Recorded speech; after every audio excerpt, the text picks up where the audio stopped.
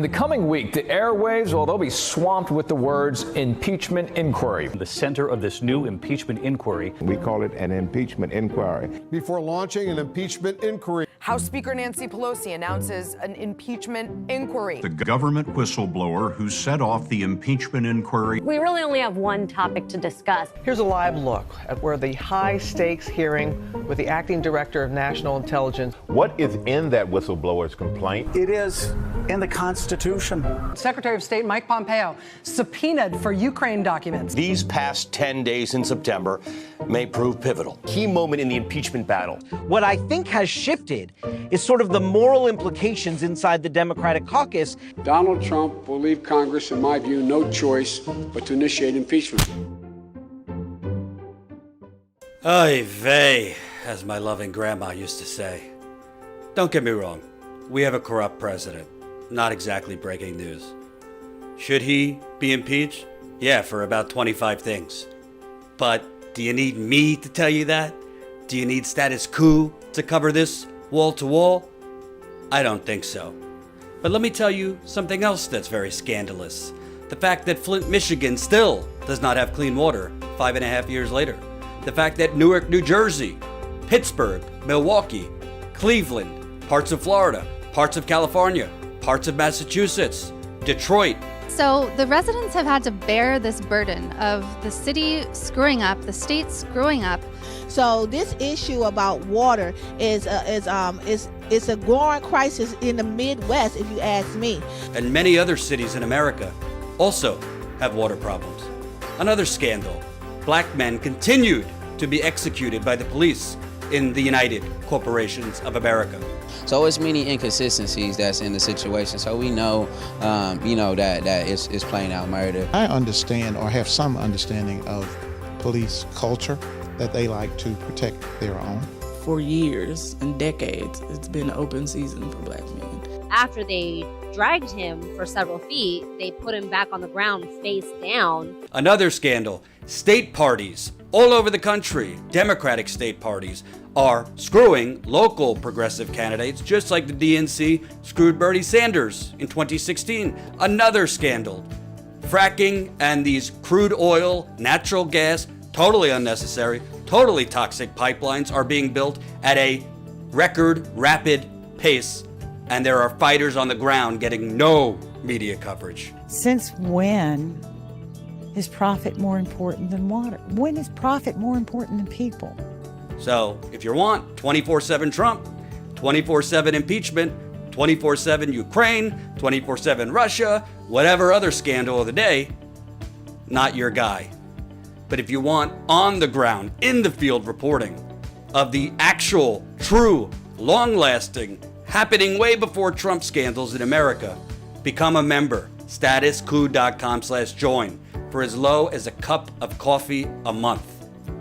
statuscoup.com/join. Help us build the media revolution.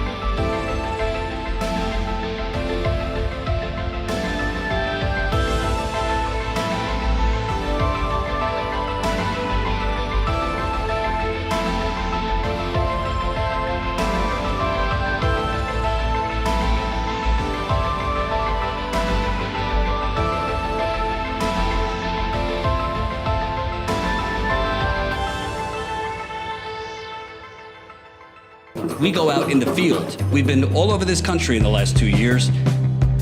Standing Rock. I've been with you. I've been with you since Standing Rock. Wow, you got me on right now.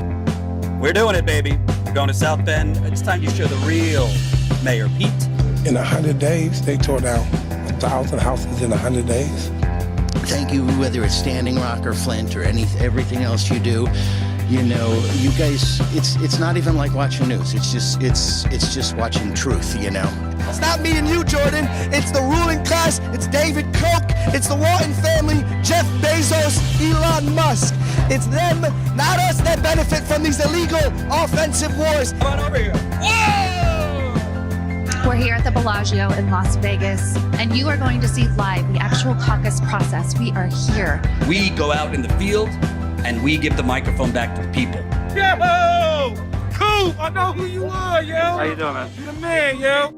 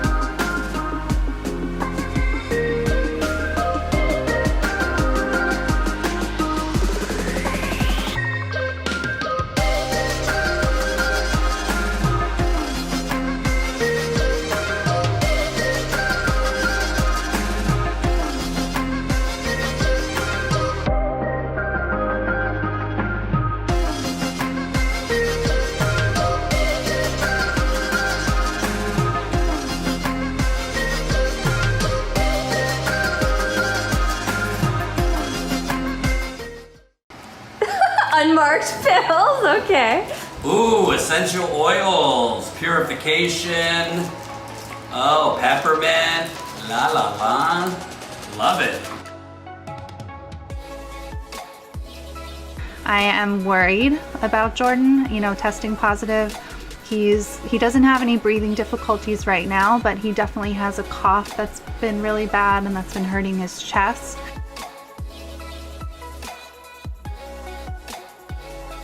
That's Fury right there. I've cleared out the desk and now got my drill a hole and we'll see how this goes. Hopefully well. I know a general idea of what I want, essentially, so I'll try and get all this down to about a minute, get the main points, especially I got 2 videos at least for Flint. The bottom line is, it's Sunday morning, I'm preparing for my Sunday live stream, which usually takes me about 2 hours to prepare for before the live stream. And I got an email from a viewer. Hey guys, Jen Dice here with a behind the scenes video. First of all, thank you so much for being a member.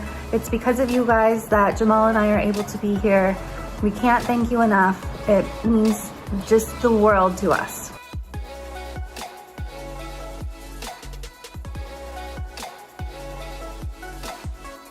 Millions and millions of people have been laid off. Millions more have had their hours cut. We're kind of living in a quiet, silent depression. What do you call 45 million people filing for unemployment? $1,200 in 3 months makes no sense. Makes absolutely no sense. Everybody should be paying attention to what's going on because this is happening in every county, not just Louisville, Kentucky. And that's why the world is like, wait a minute, enough's enough. And one thing I do know is if you're not sitting at the table, you are on the menu. And it seems like we continue to be on the menu. I don't want to have to lose everything that we worked really hard for. We've been struggling for 5 years, and then we finally got everything together, and it just instantly went away. Literally driving across the country during the pandemic, talking to people, finding out what's going on. There are people such as yourself and other people that are telling the true story of what is happening. All of these black people have been assassinated by police in this city, and none of them have been brought to justice. People don't really care about those things in places where, you know, we're not New York, we're not Chicago, we're not Minneapolis, we're Louisville, Kentucky. If somebody calls you screaming for help at 911, they never treated her. They never came to her apartment, nothing. Vote. Vote. And do what's right in your heart, because change comes from within. So as long as your heart is pure and you're doing what's right, that's what matters.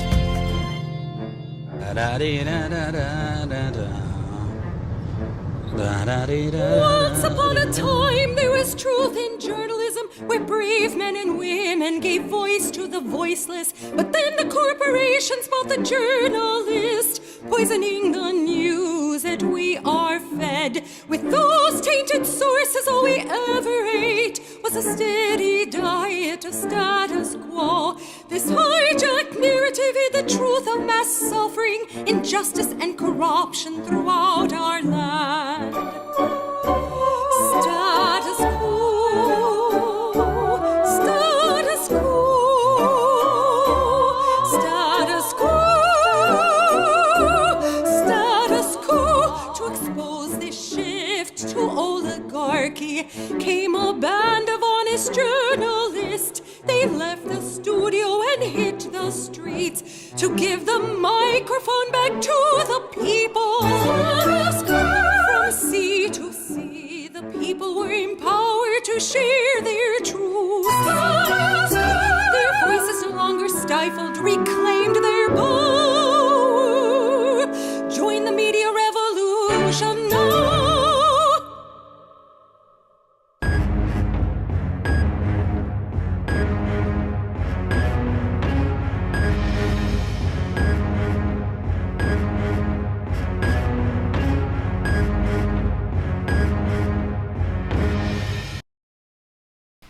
Hey there, Jordan Sheridan live, Thursday, September 24th, 2020. Hope everyone's having an okay day, staying safe and healthy in these trying times of ours. Status Coup right here in the United Corporations of America. I got my new Status Coup hat, which you should definitely purchase in the Status Coup store. Just saying. Just saying. Lot going on, and Jen is out west, as we've been talking about. She's, that's not the right one. She is going to be live later tonight from Portland, Oregon. So definitely be prepared. She'll be covering protests. Obviously, there's a time difference, so if you live on the East Coast, she'll probably be live, I don't know what time, late. But she will be live, so later covering protests there. So make sure you're on our text list so you get the text message. Text 370-370 and type in COUP. COUP. And she already has one interview that she's done from Portland. So I'll play that during this live stream. And she's going to be covering the protests there. She's also going to be covering Saturday. Proud Boys, the white supremacy group, are going to be there. So she will be covering that. Definitely a little dicey, shall I say, possibly dangerous. If you want to support this reporting trip, it's not cheap. She's going to be going, she's in Portland. She's going to be going down to San Diego as well, then Los Angeles, and a whole bunch of other places. Go check out the fundraiser page. It's also a blog, so she'll be blogging updates. We made a special page just for this trip. So definitely check it out. Let me put it right there in the super chat. There you go. So this is a super chat, by the way. So make sure, if you're feeling generous today, we definitely need your support in the super chat. So, I went live yesterday after the announcement of the Breonna Taylor decision. But at the time, I didn't know all of the information. And now that I've collected a lot more information, call it experience dealing with cover-ups. I've been reporting on the Flint water crisis, which is a cover-up for many, many years. How do I say this humbly? I think I have a decent nose for a cover-up. And the more that I looked into what Attorney General Daniel Cameron said yesterday, the more it smells and reeks, and that's why I put as this headline, reeks of a cover-up. 223 people watching. 134 of you have pressed that like button. Smash that like button. Need another 100 of you to press it so we can get more eyeballs on this. YouTube has been suppressing us a little bit extra lately and hiding our channel. So I want to show you this first. And for those of you that don't know, no officers were charged related to Breonna Taylor. Of the 3 officers, only 1 officer was charged with wanton endangerment, not related to shooting and killing Breonna Taylor, but for the bullets that went into neighbors' apartments. So they didn't even charge based on killing Breonna Taylor. Let me show you this clip first of Attorney General Daniel Cameron from yesterday. Shows that officers both knocked and announced their presence at the apartment. Evidence shows that officers both knocked and announced their presence at the apartment. The officers' statements about their announcement are corroborated by an independent witness who was near in proximity to apartment 4. In other words, the warrant was not served as a no-knock warrant. When officers were unable to get anyone to answer or open the door to apartment 4, the decision was made to breach the door. After breaching the door, Sergeant Mattingly was the first and only officer to enter the residence. Sergeant Mattingly identified 2 individuals standing beside one another at the end of the hall, a male and a female. In his statement, he says that the male was holding a gun, arms extended, in a shooting stance. Okay, so this is very important. This is very important. And remember, press that like button. Thumbs up right under the video. This is a super chat too. If you're feeling super, let us know. So, first of all, he goes to great lengths to point out that even though this was a no-knock, they did get a no-knock warrant, which in the police's defense, the police officers had nothing to do with that warrant. They are not responsible for the warrant. They just execute the warrant. So the police officers are not responsible for the no-knock warrant, which I pointed out yesterday was illegal and explained why that no-knock warrant was illegal, which is right now being investigated in the federal civil rights investigation, which frankly, I don't have a lot of hope anything's going to happen with that. But he goes to great lengths to point out that even though they didn't have to knock, they did knock and they did announce themselves. And his proof that he offers the public of this is what the police officers said. You know, the police officers that are the subject of the actual investigation, and one eyewitness. When I heard him say one eyewitness, it's really seemed very, very sketchy to me, because I was on the ground, if you recall, in Louisville over the summer covering this. And I heard from every person I talked to that there were over a dozen witnesses there that said, no, we didn't hear police. We didn't hear police announce themselves or anything like that. We just heard gunshots. I want to play you this clip from not Breonna Taylor's family lawyer, but the lawyer for Kenneth Walker, Breonna's boyfriend, who, when the police used the battering ram to intrude on the apartment, he started shooting. This is Kenneth's lawyer last night. It's more of a cover-up. You know, as Drew indicated, there were a dozen witnesses who said they did not identify themselves as police. The Attorney General said, well, the evidence that they identified themselves was both officers said they did. They're the targets of the investigation. You don't take their word at face value.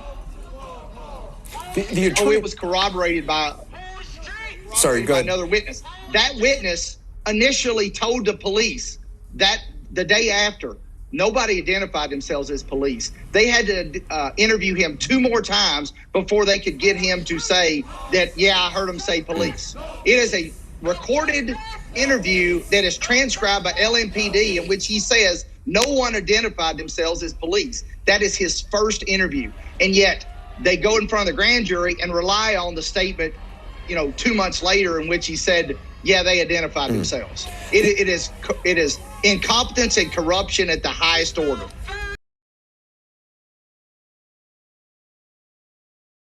Interview him 2 more times. So, over a dozen witnesses said, well, what, police? We didn't hear any police.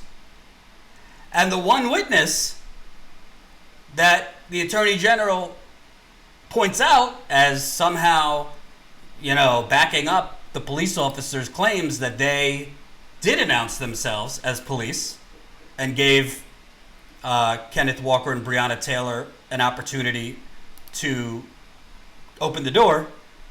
The first time that witness was interviewed, I don't know if it's a he or a she, but the witness said, no, I didn't hear the police identify themselves.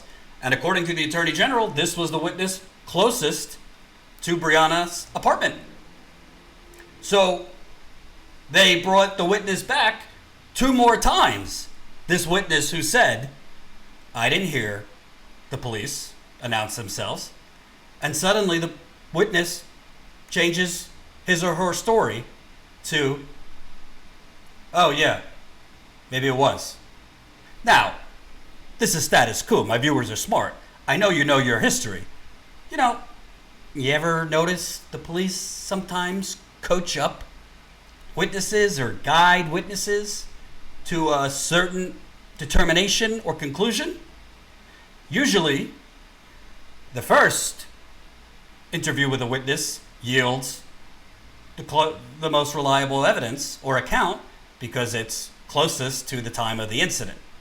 So the only witness that they use to say that the police identified themselves, first time he or she was interviewed said, no, I didn't hear the police identify themselves. And the police ended up bringing that witness back in, apparently 2 months later, and got them to say, yeah, the police did identify themselves. Why is that important? Because even if the police didn't have to identify themselves, right? According to a no-knock warrant, they didn't have to announce themselves. But in terms of the recklessness, the endangerment aspect of this, if they didn't announce themselves, then why wouldn't Kenneth Walker have the right to defend himself if he had no way of knowing whether it was police intruding on his or Breonna's apartment, or, God knows who intruding to do them hard.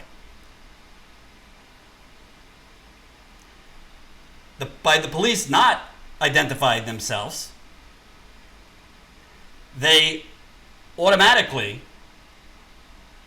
are acting recklessly, are not taking every single measure to make sure this is not a lethal encounter. They did not give Breonna Taylor and Kenneth Walker ample time to open the door, to get out of bed, to confirm who it was. And there is laws that say the police officer has to give someone ample enough time to come, open the door, whatever. So this idea, and this was the first thing that the Attorney General put out in his press conference, which gives you the impression that he thought this was the most,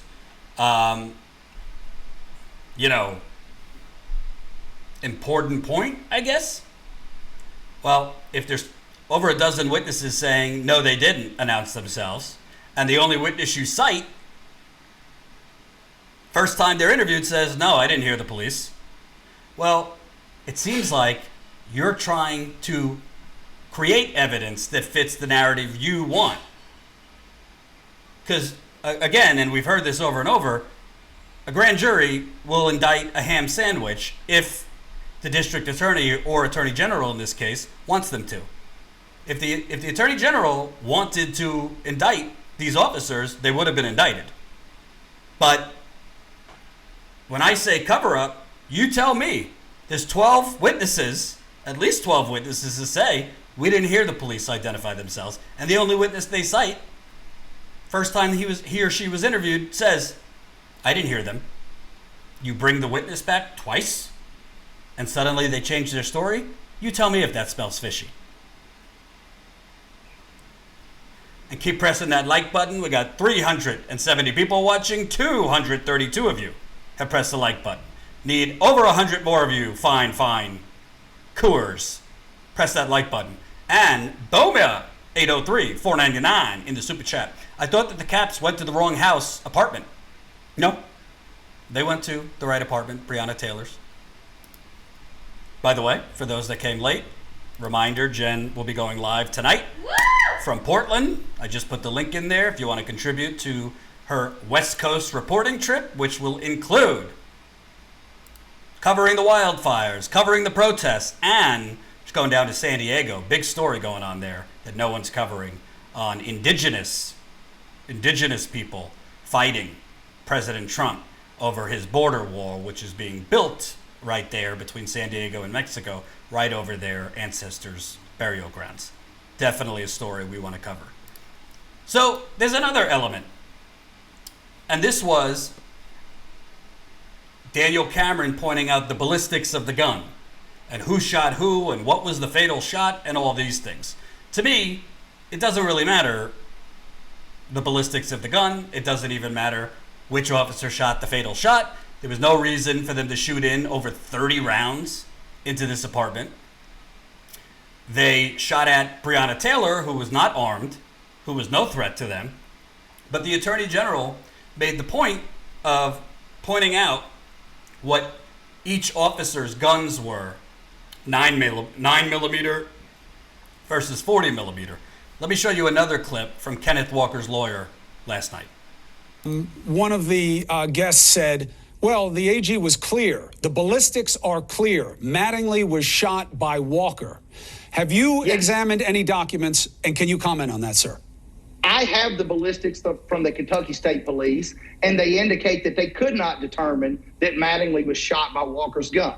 So, and that inconclusive determination that Attorney General Cameron relied on to clear Brett Hankinson from killing Breonna Taylor, he tried to use it to implicate Kenny Walker, because the ballistics from Kentucky State Police do not show that Kenny Walker's weapon fired that. And what he also said was, we know that Walker fired a 9mm and the police used 40 caliber. According to LMPD's own records, Brett Hankinson has issued a 9mm. So again, what I have said is, everything I have said today that contradicts Attorney General Cameron, release the entire file and we'll see who's telling the truth.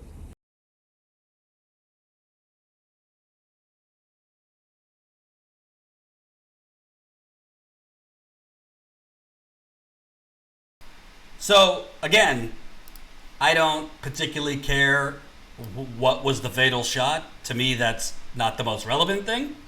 But here's the second thing that the Attorney General put out there that facts show is wrong.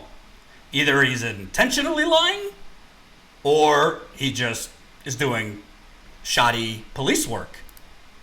But he is saying that the officers, all three officers had a 40mm gun, when Louisville police records show that Officer Cosgrove, who was one of the shooters shooting at Breonna Taylor, and Kenneth Walker had a 9mm gun. So again, he's saying that, first thing he says, there was a witness who confirmed the police announced themselves as police. Well, that witness, he left out. They had to coach up that witness to change his or her story. First time interviewed, they said, I never heard police identify themselves. And this was the witness who was closest to Breonna and Kenneth's apartment. Now he's saying that all the officers had a 40mm gun, and the shots found in Mattingly's leg, they're saying that Kenneth Walker shot Officer Mattingly in the leg. They're saying that that was issued by a 9mm gun, and Kenneth Walker had a 9mm gun. Basically saying only Kenneth Walker's shot could have hit the police officer in the leg. Well, again, he's either lying or he's wrong, because one of the officers did have a 9mm gun. This is why I'm saying it smells like a cover-up to me. And we're going to get into Daniel Cameron in a little bit. Apparently, he's a spawn. He was hatched from Mitch McConnell. Different colors, but the same rotten stench. But this, the third thing, 420 people watching right now. Put that in your pipe and smoke it, 420. 299 likes. I need another 120 of you. Please press that like button. Keep the super chats coming. Pretty please, pretty please, pretty please. So, this third thing is very important, because Attorney General Cameron, who, by the way, is a rising star in the Republican Party, he spoke at Trump's convention, that super spreading event. He says that because Kenneth Walker, Breonna's boyfriend, shot first, that the officer shooting back was legally justifiable under self-defense laws in Kentucky. But that's actually only part of the law in Kentucky. Here we go. The pushback point is, no. When they got fired upon, it created different circumstances in Taylor's apartment than the other ones. So while it was reckless to fire into any other apartment, because they received fire, it was reasonable to fire back. And when Breonna Taylor was hit, that was an unintended consequence, not actionable by law. Well, that's false under Kentucky law. You are not allowed to rely on the justification of self-defense when you recklessly kill a third party. You must identify the person who is using imminent deadly force against you, and you are permitted to use deadly force against them. Is it different for police? Not permitted. No, it's not. And that's the whole thing, Chris. Somehow we have created this artificial heightened level of self-defense that police get that ordinary citizens do not. That's not the case. The self-defense laws in Kentucky apply to everyone, police and citizens alike. And it does not apply when you recklessly kill a third party who did not imminently put your life in danger.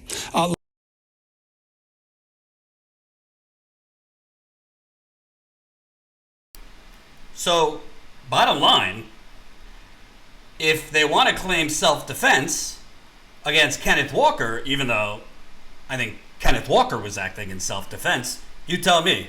It's 12:30 in the morning. You're in bed. You hear a bunch of commotion, and then a battering ram comes in your apartment. You're not going to shoot? I thought Republicans say, don't tread on me. Does that only imply, that's only allowed for white people? Are they saying?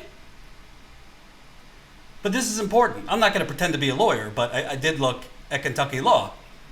Yes, self-defense stands if you're defending yourself against the threat. In this picture, the threat, even though I think Kenneth Walker was legally justified to shoot, in this case, Kenneth Walker was the only one shooting at you. Breonna Taylor did not have a gun, was not pointing anything at you.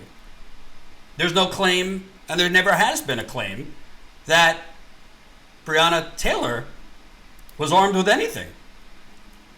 So, if Kenneth Walker is shooting at you, technically, they only had the right to be shooting at Kenneth Walker. Well, devil's advocate could say, Jordan, well, Breonna was standing next to Kenneth Walker, this and that. Well, it's the officer's job to respond to the threat, and only to the threat, and not be reckless. Well, between the three of them, they fired over 30 rounds, inside and from outside. So that is reckless. They did recklessly and with no concern for the third party who was not a threat, life, in Breonna Taylor. So here you have the Attorney General. I'll go through it one more time. He says he has a witness that heard the police announce themselves as police before using a battering ram in. Well, that's the only witness. There's 12 witnesses that say, no, we didn't hear police announce themselves. And the sole witness, he or she, I don't know who it is, initially said, I didn't hear them announce themselves. The police brought them in 2 more times. Suddenly they changed their story. Rotten, rotten, rotten. Second thing, Cameron says Kenneth Walker had a 9mm gun. They found 9mm bullets. 9mm was the gun that fired into the officer's leg. And all the other officers were issued 40mm guns. Well, according to this lawyer who's seen the ballistics and seen Kentucky police, Louisville police records, one of those officers did have a 9mm gun, which means it's inconclusive, totally inconclusive, which gun shot and which bullet from which gun went into Officer Mattingly's leg. Third point, they can't legally, under Kentucky law, justify self-defense because you can't recklessly endanger a third party, and Breonna was the third party. I mean, you tell me. If you want to say devil's advocate, Jordan, okay, this is all convincing. It seems like Attorney General Cameron either got the law wrong or is just straight up disregarding the law. There is enough here at least to let a jury decide, which is obviously what an indictment is, send it to trial. I mean, even the Fox News judge agrees with me. Take a look. About just that one officer being charged with wanton endangerment. Where do you think this is today? Obviously, the protesters are very upset, and there are facts that perhaps they didn't understand or the law is not satisfactory to them. Where do you think we are? Well, you know, the crowds will never be satisfied until all 3 of the police officers are charged and convicted of murder, and that's obviously not going to happen. The law that permits the police to return fire and to defend themselves does not permit them to shoot blindly, aimlessly, where they can't see the target and they don't even know who or what they're shooting at, which is how this innocent woman, Breonna Taylor, got killed. I would have indicted all 3 of them and let them assert their affirmative defenses at the time of trial, but that's not what happened, and that's just me. There are legitimate I don't know. That's from Fox News. Judge Napolitano, Fox News' resident judge. Who, by the way, this is a side story. You know, I worked for that man for 4 months when I was at Fox News. I got to tell you, of all the scourge at Fox News, of all the terrible, terrible people at Fox News, I will say, Judge Andrew Napolitano was one of the good ones. I don't agree with him politically at all, but he used to bring in lunch for his staff every Friday. Nice Italian meal for his staff every Friday. And he was a nice guy, so I'll give him that. Maybe we'll talk about it in the members call. Hint, hint. Sign up as a Status Coup member. Maybe I'll tell you more about the good old judge and my experience there. Statuscoup.com/join. So,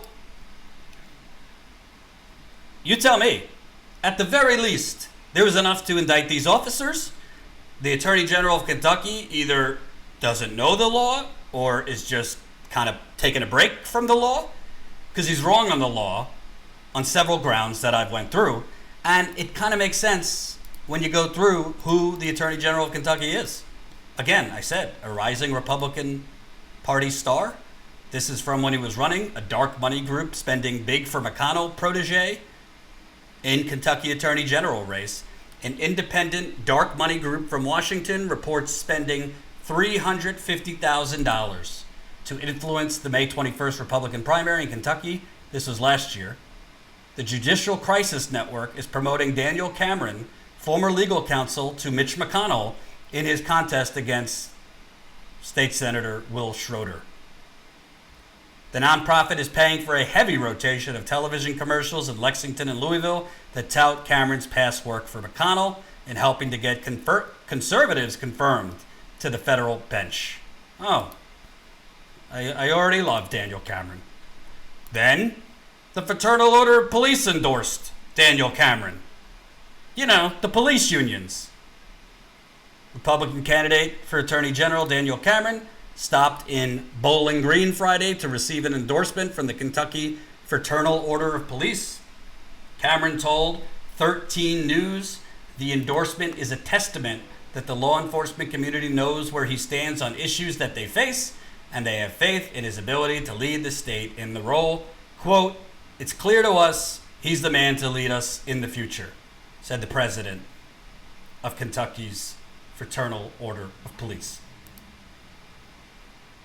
I've been saying throughout these protests, yeah, defund the police unions, because that's who's buying off the politicians, from the governors. Governor New York Cuomo, resistance hero here in New York, gets the most money from police unions than any politician in New York. I think any politician in the country. And again, if you watch Daniel Cameron speak at the RNC, I mean, he's just, you know, obviously it's a different race, but he's basically a mini-me of McConnell. And Republicans love to use the 4 or 5 people of color that they have to pretend that they're not a white supremacist party.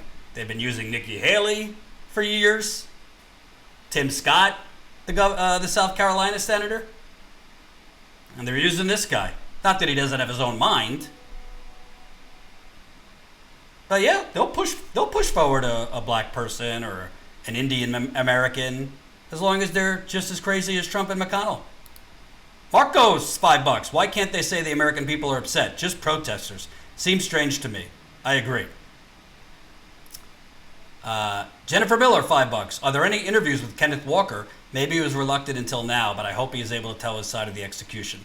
He did come out yesterday and issued a statement, but there hasn't, as far as I know, there hasn't been a long-form interview. But Kenneth says, and he's been on the record saying, I didn't hear them announce themselves as police. All we heard was commotion and then a battering ram. Well, I don't know why we would not believe that.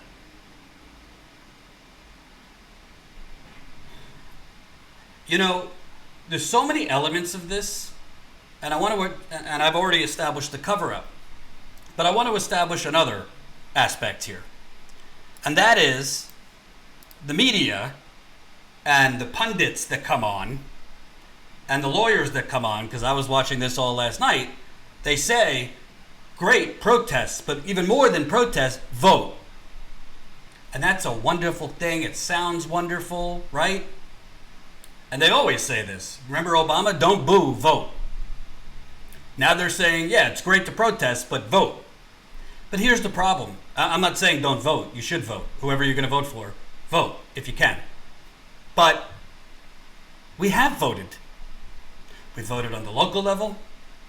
We voted on the district attorney level. We voted on the congressional level, the Senate level, the president level, the mayors. I mean,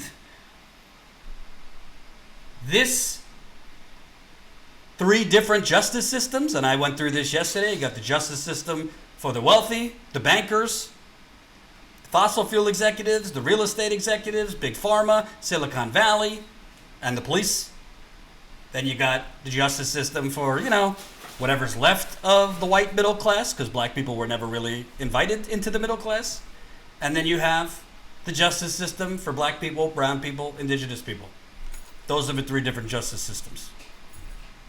But when I hear, in response to this outrageous decision not to indict these officers, and again, the only officer that's even been charged with anything was not even charged related to shooting at Breonna Taylor. They charged him with wanton endangerment for the bullets that went into the other apartment, the white people's apartment, by the way. When I hear these people saying, it's great to protest, but more important than that, vote. Well, what's that going to do? Is Joe Biden going to radically, Donald Trump certainly isn't, but is Joe Biden going to radically alter the law? Or change the law? Or have a Department of Justice that fights to change the law? So that police don't get every single benefit of the doubt? And so that district attorneys and attorney generals like Daniel Cameron don't get to twist the law into human pretzels to protect the police? I mean, I think this is from Akela Lacey from The Intercept. She spotted this. Let me zoom in so you can see it. Look at the difference here between Bernie Sanders' response to this and Joe Biden's. Breonna Taylor's life mattered. This result is a disgrace and an abdication of justice. Our criminal justice system is racist. The time for fundamental change is now. Now let's look at what Joe Biden said. Even amidst the profound grief and anger today's decision generated, violence is never and can never be the answer. Those who engage in it must be held accountable. Jill and I are keeping the officers shot tonight in Louisville in our prayers. We wish them both a swift and full recovery. Not even a word about Breonna Taylor.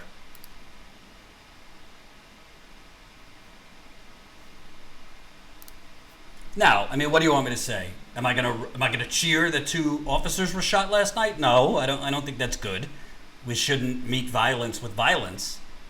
But your response is to focus on the officers who were shot and condemn basically protester violence, but not condemn what Bernie called the racist system, which, by the way, Joe Biden helped create the racist system. I give you the crime bill. So these people don't, protest, but vote. Well, what is Joe Biden going to do about this? What are the Democrats, if they take the Senate, going to do about this? Are they going to change the law so that there are less, or laws are made that police are on the same exact level and the same exact law as civilians? Because obviously they're not. We've seen it time and time again. Are they going to go after police unions buying off politicians? Are they going to go after these outrageous stand your ground laws? Remember Trayvon Martin? George Zimmerman got off for being a wannabe vigilante cop, citing stand your ground when he attacked Trayvon Martin. I mean, imagine just, I'm white, so I'm not speaking for black people, but imagine just being a black person and you're told vote. But what has that done for black people? They vote and they vote and they vote, and every single election they keep being told, this is the most important election of our times. It's a line that you hear over and over again. I've heard it every single election that I've ever paid attention to. This is the most important election of our lifetime. I love Bernie, but he's out giving a speech today about democracy is on the line. Well, I'm here to tell you, I'm not a fan of Donald Trump. I think he is a threat to democracy. The only problem is we don't really live in a democracy. We live in the United Corporations of America, where if black people are sleeping and officers use a battering ram into their apartment and don't take every measure to make sure it's not a lethal encounter, to give the people in the apartment time to open the door, they get off, citing self-defense.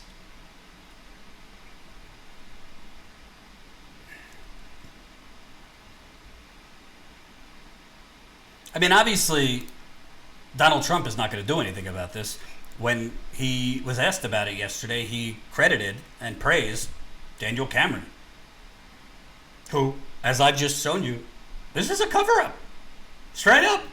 It's a cover-up. Now, if the officers would have been indicted and went to trial, okay, there'd be a lot of outrage if they were found not guilty, but at least we'd hear more evidence. At least a jury would be the one finding them not guilty. But essentially, a grand jury is just, it's supposedly independent. A grand jury is just a vessel for the district attorney or attorney general that gives them the information. Whatever the district attorney, or in this case the attorney general, wanted would have happened. If he wanted the officers to be indicted, he would have presented the evidence to get them indicted. And there was more than enough evidence in this case. And I got to be honest with you folks, and I said this to Jen last night. And again, Jen is going to be live a little bit later from Portland, so make sure you stay up for that. It's, East Coast time, it's going to be a little later for you because she's in Portland. Again, there's the link if you want to support her reporting. It's expensive. It's her, our cameraman John. She's going to California too. She's covering a lot of different things over the next few days. Please support if you can. But I got to be honest with you. We're always going to cover these protests, but I got to tell you the truth. I think it's time, and I want to be clear. This is a white man saying this. I'm not trying to white-splain for Black Lives Matter. I think a reevaluation of tactics is in order here. How many times could you march around cities all over America screaming the same thing before you realize, okay, they'll let you march, they'll let you protest, but they're not going to do a goddamn thing for you unless you make them change. And what am I talking about? I'm not talking about violence. But I've said this over and over again. The only way you are going to get the politicians to change the system is if you threaten the real rulers of the system. That is, the donors. You could go around, and I'm not trying to belittle what protesters are doing. You could go around screaming, say her name. You could go around screaming, who streets? And we'll be there to cover it. But they will just wait you out because this is like Groundhog's Day and it's the same thing over and over again. Black people getting executed, grand jury's not indicting them, protests for a few days, then we move on.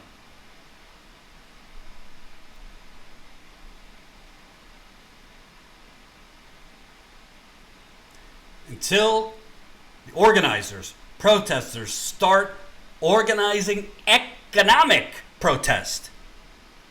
Economic protest.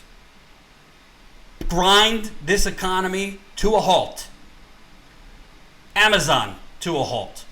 Walmart to a halt. The big banks to a halt.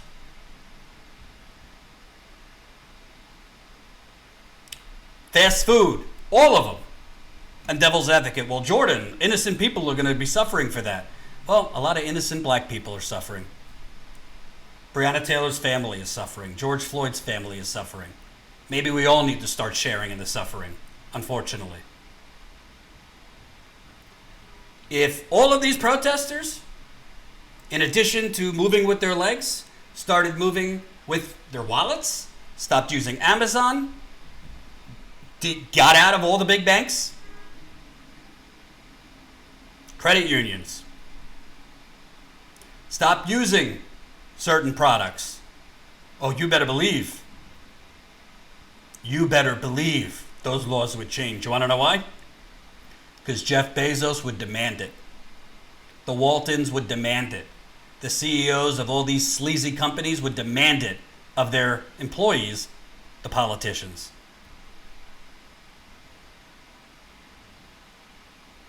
I'm not saying don't be in the streets, but as somebody for the last 5 or 6 years has been covering these protests, I could tell you, at a certain point, you've got to recognize we need to do more. We need to accompany this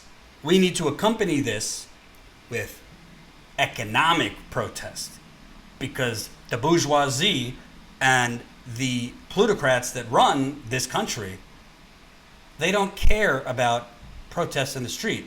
They care about their quarterly profits nosediving. They care about their board of directors and shareholders complaining. And that's why they cracked down on Occupy Wall Street as much as they did. They didn't want it to go any further than Zuccotti Park, if you remember back to that.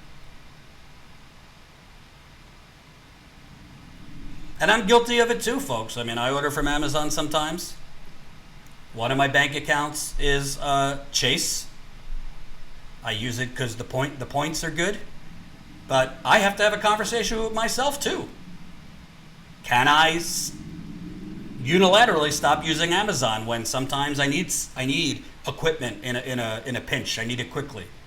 Can I stop using Chase because certain benefits you get for travel and things like that credit unions don't give as much? Am I willing to sacrifice? And the answer is yes. Which is a good segue to the next story, talking about the economic boycott that we need to do. And a reminder, folks, I'm just keeping it real. We need your help. We need your help. Jen's got a big trip, and it costs money. So definitely, if you can, she'll be live tonight. Drop it in. Drop some dough in the fundraising page. I want to move on now. You hear in the media all about RBG's death, the Supreme Court battle. I get it. Obviously, you hear about COVID, the death count going up. We're now at 202,000 dead. I think that's low, to tell you the truth. I think it's probably higher than that. Not hearing as much about the permanent unemployment. Permanent unemployment is rising. Weekly jobless claims rise unexpectedly as stimulus boost fades. The number of first-timers, filers for unemployment benefits were slightly higher than expected last week as the labor market continues its sluggish recovery from the coronavirus pandemic. What recovery? The Labor Department reported Thursday that initial jobless claims for the week ending September 19th came in at 870,000. Adjusted for seasonal fluctuations, economists polled by Dow Jones expected first-time claims at 850,000. Without adjustments, about 825,000 people filed last week, up from the previous week's 796,000. More than 6 million people a week filed during the peak of the layoffs in the spring when Congress approved $600 a week in unemployment. Quote, bottom line, we have a mix of people going back to work because they are now greater incentivized to do so without the extra $600 a week, and those that are still challenged in finding a job that matches their skills in this unfortunate pandemic landscape, said Peter something. Well, that's just Wall Street speak, because that's not why it's rising. People are going back to work because they don't have the extra $600, and they're being forced to go back to work even during a deadly pandemic, which now cases are rising in over 21 states. because the weather's getting colder. Frankly, you have these super spreader events Trump is doing all over the country, and there's no vaccine. People are going back to work, not because, oh, we took away that 600 hours a week, so now the lazy people have to go back to work. They don't have a choice. The unemployment stopped. They shouldn't be going back to work. People should be home. Essential workers, yes. Jeff Stein from Washington Post was on Crystal Ball's Rising show this morning, and he responded to this. Take a look at this. It's actually even a little worse than that. It's not only plateauing, there's actually been an increase in unemployment claims in each of the last 3 weeks consecutively. And you pair that with new data we got from Yelp showing a continued surge in the number of small businesses that are permanently closing. That number has actually not really fallen at all at any point in the last 6 months. It's continued to go up. 100,000 small businesses permanently closing now. That's going to ripple throughout the economy. You were talking restaurants, hotels, other small businesses, particularly reliant on customers who are there in person, movie theaters, that kind of thing. So we're seeing the permanent scarring of huge sectors of the American economy at a time when federal support is either evaporating, as you mentioned, or very unlikely to arrive. Talks on Capitol Hill have broken down. We can get into that. The permanent scarring of major sectors in the economy. Beta virus, $5. Hope this helps Jen in Portland. Thank you. Appreciate it. So another super chat. Bin31, $4.99. Didn't know McConnell's niece married to Cameron. I'm vomiting. I didn't either. I'll trust you that that's true. If that's the case, that's even more sketchy. Thanks for the super chat. Keep them coming. Also, thank you. What doesn't say your name, but somebody just donated $10 to the road trip, Jen's reporting trip. Keep it coming there too. Here's the page once again. So, why this is troubling? The 6 million that article pointed out, 6 million unemployment claims at one point in March and April, were at the height of this, right? During the cold weather.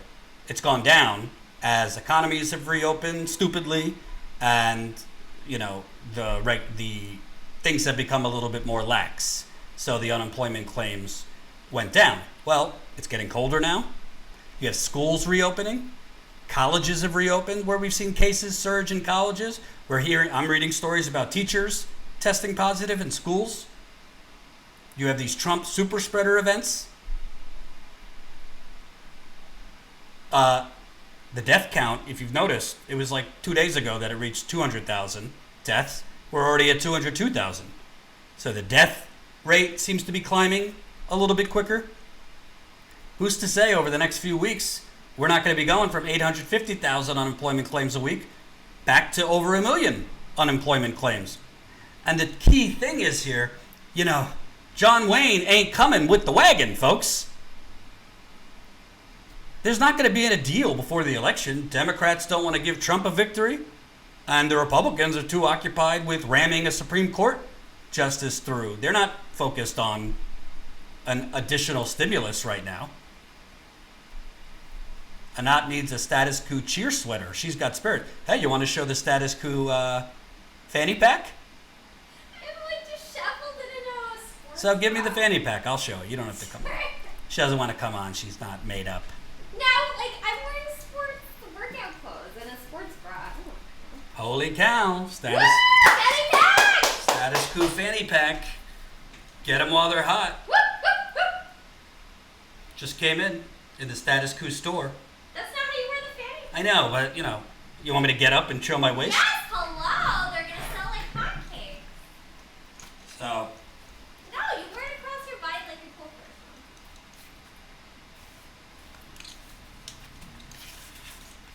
Yeah! Woo! There we go. So, get your fanny pack. I'll get you the link to the store here. Hold on.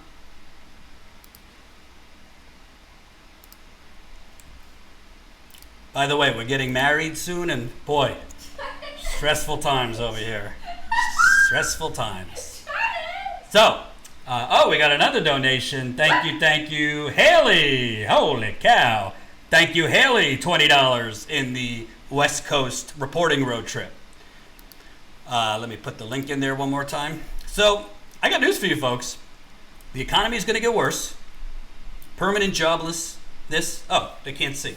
Permanent joblessness is going to get worse. And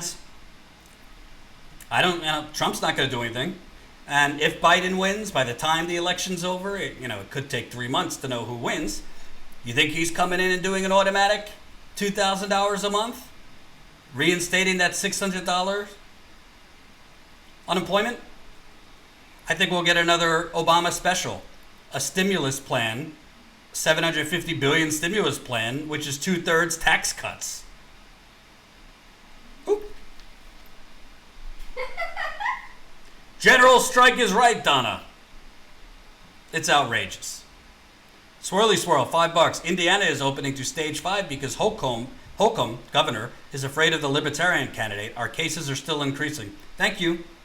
If we would be like Europe and do the intelligent thing and just have the government backstop the payrolls and pay upwards of 80% of payrolls, we wouldn't have this unemployment crisis. But we can't do that, folks. Can't do that. We can't be like Europe, right? But Jordan, that would put us in debt. No, it wouldn't. Debt, listen to Stephanie Kelton. Listen to Steve Grumbine. We have the money. We don't even really borrow from other countries. It's called modern monetary theory. Get with it.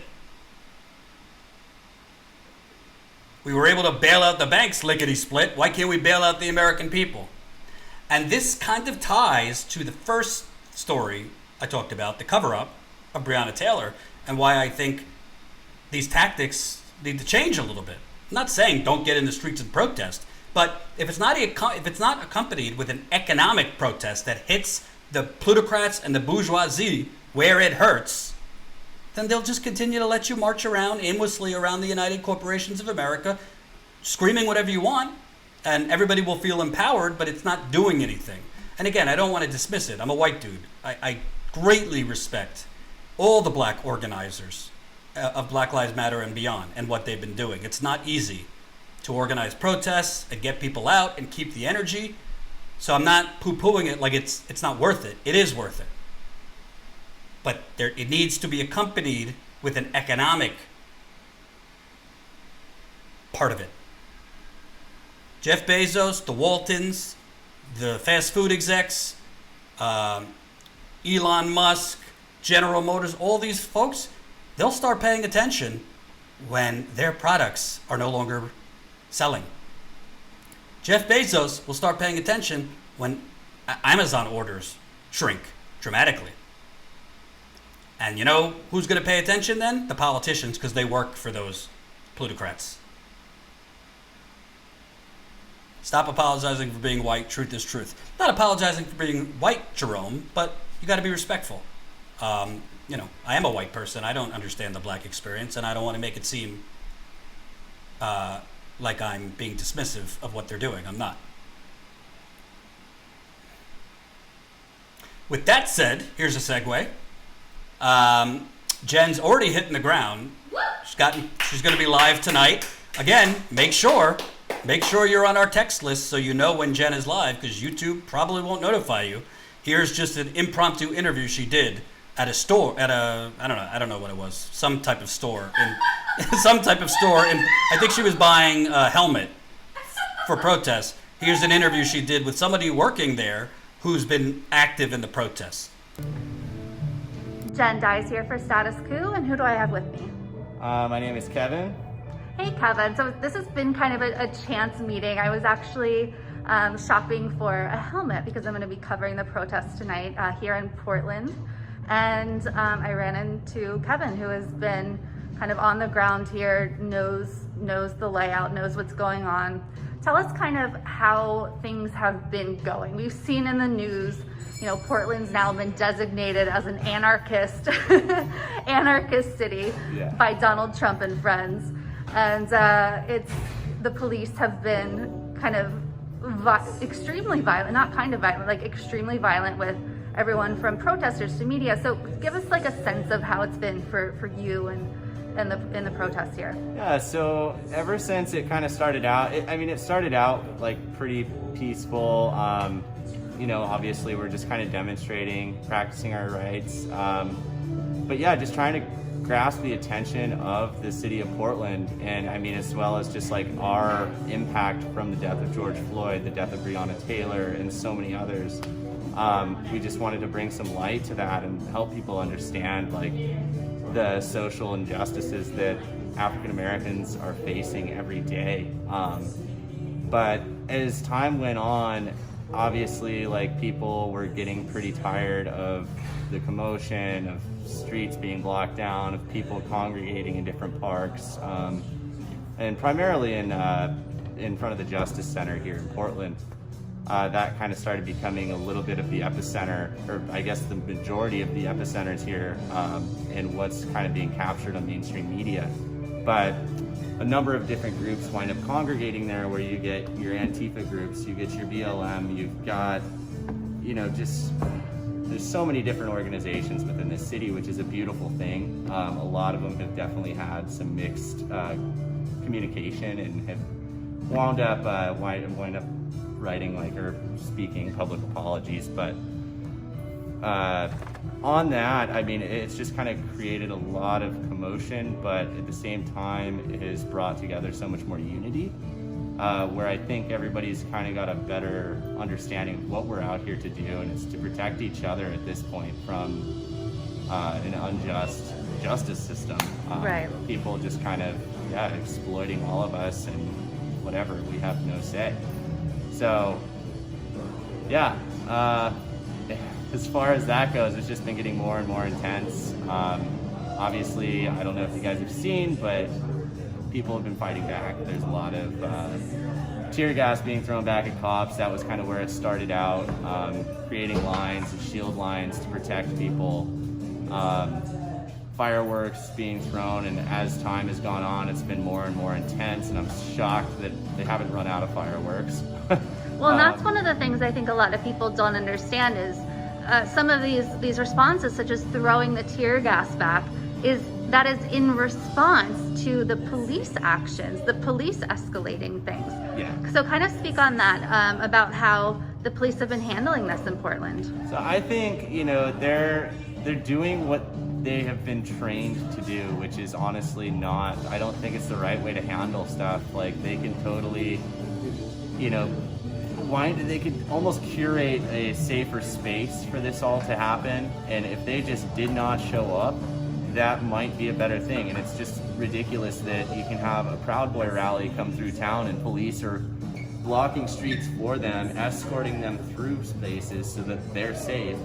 Yet you have our BLM marches, and we're just getting blown to bits. Like, it's just ridiculous that once it starts coming, or once the question is drawn towards our systemic oppression, where we find the holes in our society, they're so afraid that people are, finding that out, and that they want to protect this naiveness of our people, or just kind of like this ignorance. So it's really tough, and I don't like, just being a person growing up here in Portland, it's like you want to fight for everybody, you want to stand up for what's right. And I don't know, I grew up in a very white suburb of this city, and I definitely have checked my white privilege. I'm checking it every day, and that's something that I started to understand. It's like, I don't trust cops anymore. Like, being a skateboarder, I never really did. We were always hassled, but coming and self-educating and learning about all of this and being involved, I don't have any respect for a police officer whatsoever, especially with just the way that they handle what's been going on and dealing with thousands of people. Obviously, it's overwhelming, but resulting to escalating violence and doing that kind of stuff and using war tactics on people is ridiculous. Especially calling in the federal fucking troops and getting all of that stuff coming on. It's been a mess. It's been really sad, and it's a disgrace to our nation. that that's how things have been handled. Portland is known as a liberal city. I just ate at a restaurant where the owner is running things on where it's a sliding scale, where people who are having financial difficulty can pay a lot less or nothing. That seems like the Portland attitude. What else is it about Portland that makes this kind of a hot spot for the protests, for protesting for Black people who are being murdered at the hands of police? Well, so it's funny, you know, I might be eating my own words saying this, but Portland is like a huge melting pot, I think. You know, obviously it's a very, very white city, but at the same time, it's like, I think people here, they kind of have this general understanding is that we're all people, and we all have a life that we want to live, and we all have goals and dreams.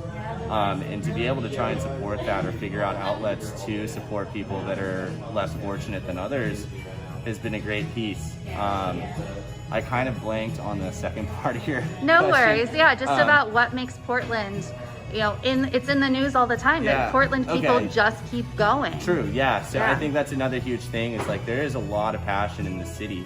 For being such a small town, I think when it comes to things like this, when we're seeing so much crap going on, I think people are fed up. Even the people like the little like affluent neighborhoods just outside of the city. I mean, you see every single house on the east side has a Black Lives Matter banner in their front yard. And when I was doing some of the rallies going from Revolution Hall out to Northeast Alberta Street, which was like getting back to my car was a 9-mile loop. You would go through, we went through all of the neighborhoods, kind of on the main, so it wasn't too like intrusive, but every family was out there holding banners, flags, all of that stuff in support. So that's a big thing too, and I think, you know, even on the back lines as well, like not a whole lot of people are seeing how much money is being donated to organizations to try and help our frontline people to kind of just keep defending this, you know, a democracy or whatever the fuck you want to call this. It's just defending the hopes and dreams of people, and I think it needs to be respected. Absolutely. And last question, we talked about this off camera, but there is a Proud Boy pro-Trump rally descending upon Portland this weekend. So how do you think Portland is going to, I know you guys have had confrontations with the Proud Boys before. They seem to target Portland and come in from all over the country.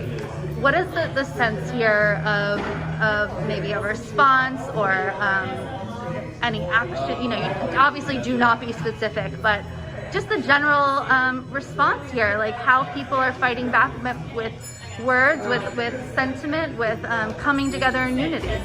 Yeah, so, and it's kind of funny, you know, like I've always seen Portland as a pretty soft city. People typically have like very warm hearts, they're very kind, and it's just insane to see like how much we've all just come together in this, and we're sticking through the scariest moments of our lives where we're potentially facing death. And so in response to that, I mean, it's like, I know Portland's going to stand the hell up. There's going to be a lot of people that are definitely intimidated by what's going to happen because Proud Boys are generally very violent result to that. And I don't know why. I think it's just a lot of toxic masculinity and arrogance, but that's kind of what they're driven off of. Whereas, yeah, the rest of us here are just kind of like, well, we want to open our minds. We want to be more open to understanding other people's lives. Obviously, we've tried to peacefully do that. I do have a lot of friends on the right end that totally disagree with what I do outside. But at the same time, like, I think those people, because they're not involved with any of those rallies, they have an ability to kind of empathize with, you know, just trying to let bygones be bygones. But Portland's response is going to be, in my opinion, I think it's going to be, I don't think we're going to see too much carnage as much as we're kind of forecasting for. I think people are going to be smart. People are going to look to be safe. And that's the important thing. And it's like, we'll let those Proud Boys burn themselves out. You know, they can run their freaking engines and run out of gas in the streets. That's fine. We're going to be laughing on the sidelines. And then there's obviously going to be the super brave groups that go out there try and fight back and kick their asses out of our city, because none of them are even from this city. So stay the hell out. And any last words you want to leave the audience with? I'm sorry if I sound like a jackass. No, definitely not. I feel a little nervous and under pressure. No worries. Yeah, I You did think great. if anything, just be safe out there. Thanks for taking the time to at least hear me out on my end. But yeah, best Thank of you luck so to you guys. much. Hope you get the best information you can.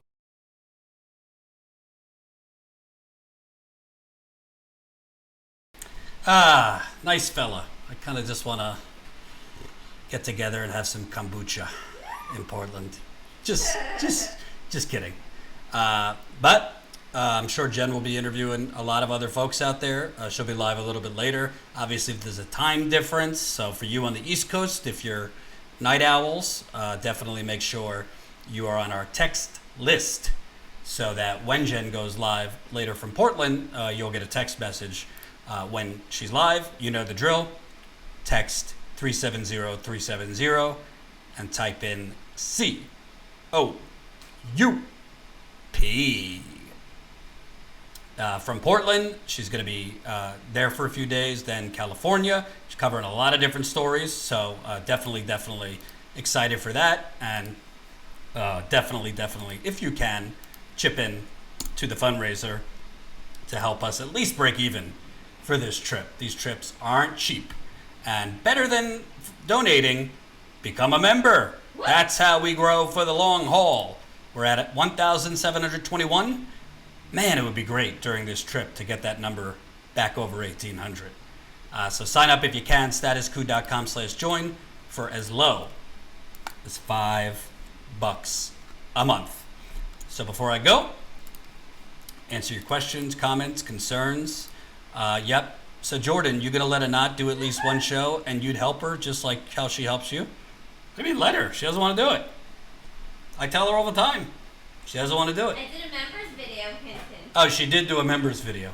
I don't need to let her do a show. She doesn't want to do a show. And she is a little more establishment than me, so be careful what you want. She's a little more establishment than I am. So, you know, I got her off the Warren train early in our relationship. She liked Warren at first. Then I moved her back to Bernie. But she does have a couple of establishment tendencies. I don't want to blow up her spot on other things, but, you know, if she wants to do a show, though, this is an equal household. So she could definitely do a show whenever she wants. Brave groups. What else? Out there. What else? Did she get a good helmet? I'm not there, so I don't know, but I'm pretty sure she got a helmet, yes. I think it's a good one. Status Coup team, when is the next members call? When Jen gets back. She'll be back next week. So, I don't know about next week because I'm moving.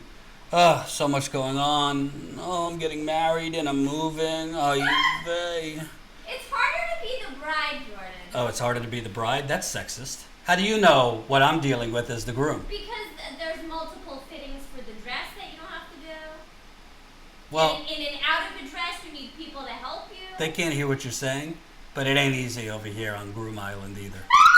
Thank you very much. You will do great in that. With that enthusiasm, you can't lose. Did she get a good... Yes, she got a helmet.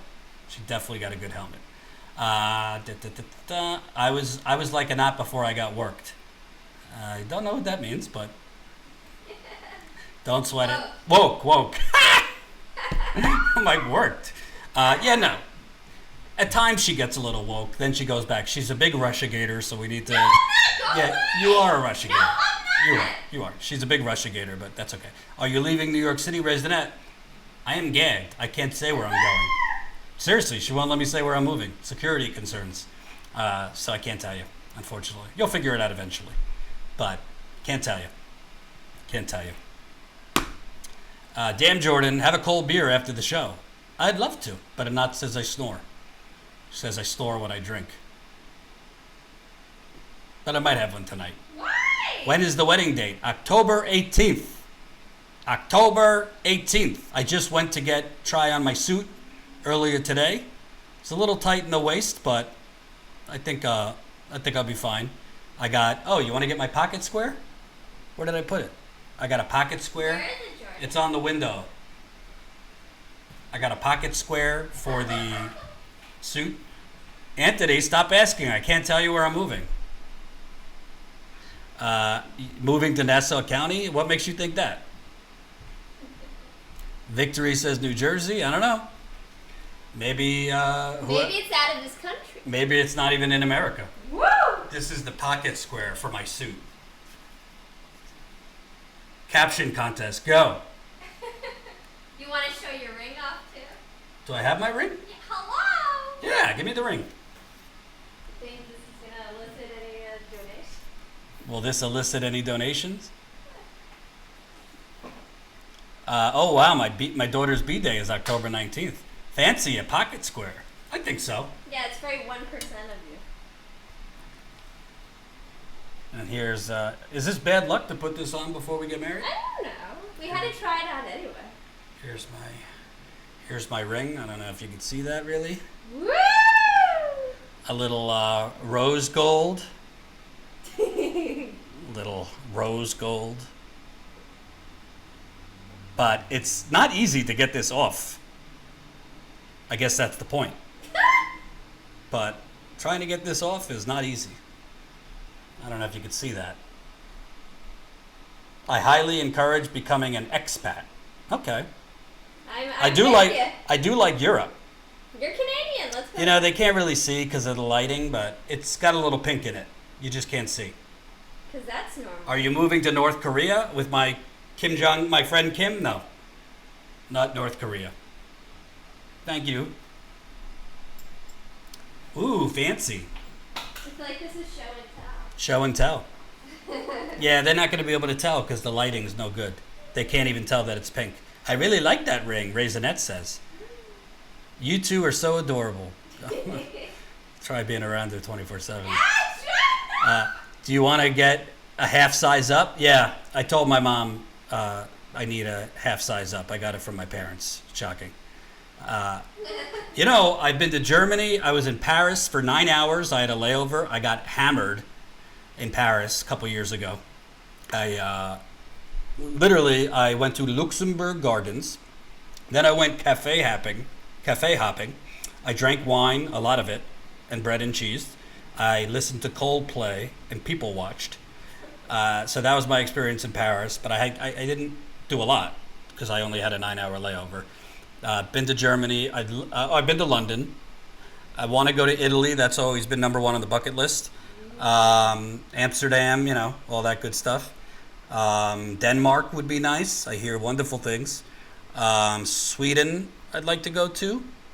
Her voice is so high pitched. It is. Did we see Anat's ring? Did you show them your ring? Oh boy. Wait, which